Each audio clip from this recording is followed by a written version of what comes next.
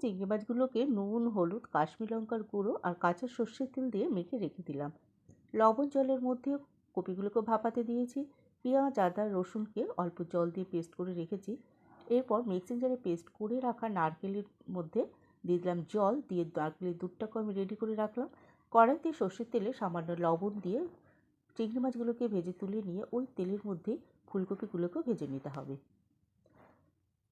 গরম মশলা আর তেজপাতা ফোড়ন দিলাম। পেস্ট করে রাখা পেঁয়াজ, আদা, রসুনের পেস্টটা দিয়ে দিলাম।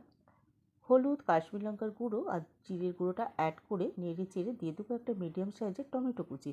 স্বাদ মতো লবণ দিয়ে মশলাটাকে কষানোর জন্য সামান্য একটুখানি জল আর নারকেলের দুধটাকে অ্যাড করে ভালোভাবে নেড়ে চেড়ে কষিয়ে নিতে হবে।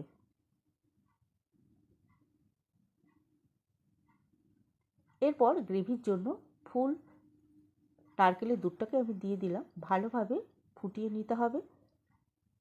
এরপর দিয়ে দিতে হবে ভেজে রাখা চিংড়ি মাছ আর ফুলকপি।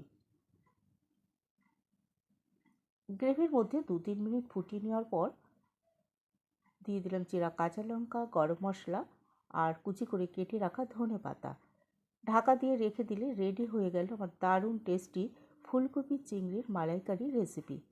কেমন লাগলো অবশ্যই কমেন্ট করে জানিও। লাইক শেয়ার করে পাশে থেকো। আজ এ পর্যন্ত।